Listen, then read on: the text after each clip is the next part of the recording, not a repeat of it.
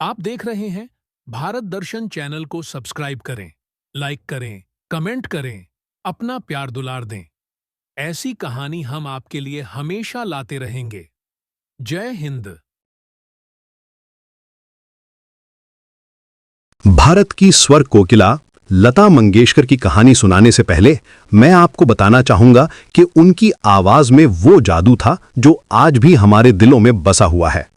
28 सितंबर 1929 को इंदौर में जन्मी लता जी ने अपनी आवाज से न सिर्फ भारत बल्कि पूरी दुनिया को मंत्रमुग्ध कर दिया था।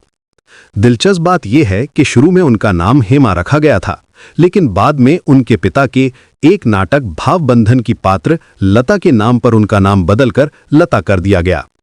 लता जी का बचपन संगीत से भरा हुआ था। उनके पिता दीनानाथ मंगेशकर एक प्रसिद्ध मराठी रंगमंच कलाकार थे, जिन्हें मास्टर दीनानाथ के नाम से जाना जाता था।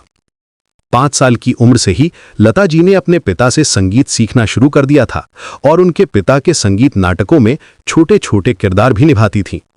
उनकी मां शेवंती गुजराती थीं और लता जी ने अपनी नानी से गुजराती लोकगीत भी सीखे थे। एक मजेदार बात यह है कि स्कूल के पहले दिन ही लता जी ने पढ़ाई छोड़ दी, क्योंकि उन्हें अपनी बहन आशा को साथ लाने की इजाजत नहीं मिली थी। पर जब वो सिर्फ 13 साल की थीं, तो उनके पिता का देहांत हो गया और परिवार की जिम्मेदारी उनके कंधों पर आ गई। 1942 में उन्होंने अपना पहला गाना रिकॉर्ड किया था मराठी फिल्म पहली मंगल गौर के लिए। शुरुआत में उन्हें काफी संघर्ष करना पड़ा, क्योंकि उस समय शमशाद बेगम और नूर जहां जैसी गायिकाओं का दबदबा था। लता जी की आवाज बहुत पतली और मीठी थी, जो उस दौर के हिसाब से अलग थी। कई प्रोड्यूसर्स ने उनकी आवाज को टू थिन कहकर रिजेक्ट कर दिया था। यहां तक कि दिलीप कुमार जैसे सुपरस्टार ने भी उनके एक्सेंट को रीजनल बताया था। लेकिन लता जी ने हार नहीं मानी और उर्दू की बारीकियां सीखी। 1949 में फिल्म महल का गाना आएगा आने वाला ने उन्हें रातों रात स्टार बना दिया। मुंबई में लता जी का घर प्रभुकुंज नाम की बिल्डिंग में था, जो पेडर रोड पर कुंबल्ला हिल के इलाके में स्थित है।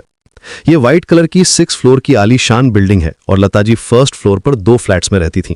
यह जगह मुकेश अंबानी की बिल्डिंग एंटीलिया से सिर्फ 1 किलोमीटर की दूरी पर है। 1945 में जब मास्टर विनायक की कंपनी का हेडक्वार्टर्स मुंबई शिफ्ट हुआ, तो लता जी भी यहां आ गईं और फिर यहीं की होकर रह गईं। प्रभुकुंज का मतलब है भगवान का निवास, और यह नाम बिल्कुल सही था, क्योंकि यहां से निकली आवाज ने करोड़ों लोगों के दिलों में जगह बनाई। लता जी की पर्सनालिटी बेहद सरल और विनम्र थी। वो बहुत ही अनुशासित जीवन जीती थी और अपने काम के प्रति पूरी तरह समर्पित थी।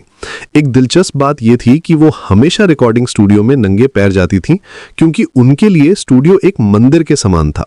लोग सोचते थे कि वो अपनी आवाज के लिए बहुत परहेज करती होंगी, लेकिन हकीकत ये थी कि वो रिकॉर्डिंग से पहले भी आइसक्रीम खा लेती थीं।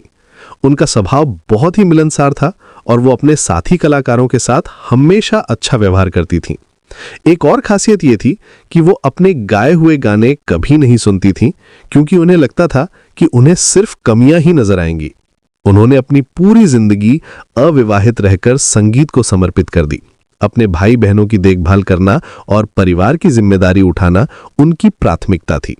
उनके भाई हृदयनाथ मंगेशकर भी एक प्रसिद्ध संगीतकार बने और बहन आशा भोसले भी प्लेबैक सिंगिंग में नाम कमाया। प्रभुकुंज में उनके साथ पूरा परिवार रहता था और उनके 9 पेट डॉग्स भी थे, जिनकी वो बहुत अच्छी देखभाल करती थी। कुकिंग में भी उनकी बहुत दिलचस्पी थी। लता जी के करियर की बात करें तो उन्होंने 36 भाषाओं में गाने गाए हैं। उनके कुछ सबसे मशहूर गाने हैं लग जा गले, जब प्यार किया तो डरना क्या, ऐ मेरे वतन के लोगों, चलते चलते और जिया जले। फिल्म वो कौन थी का गाना लग जा गले तो आज भी अमर है। दिलचस्प बात यह है कि शुरू में डायरेक्टर राज खोसला को यह गाना पसंद नहीं आया था, लेकिन बाद में यही गाना लता जी के करियर का सबसे पॉपुलर गीत बन गया। उन्होंने नौशाद अली, मदन मोहन, एस.डी. बर्मन, आर.डी. बर्मन जैसे महान संगीतकारों के साथ काम किया। महल, बरसात, गाइड, मुगल-ए-आजम, पाकीज़ा, कर्ज, एक दूजे के लिए, सिलसिला, प्रेम रोग, हीरो, राम तेरी गंगा मैली, नागीना, राम लखन जैसी क्लासिक फिल्म्स में उनकी आवाज सुनाई।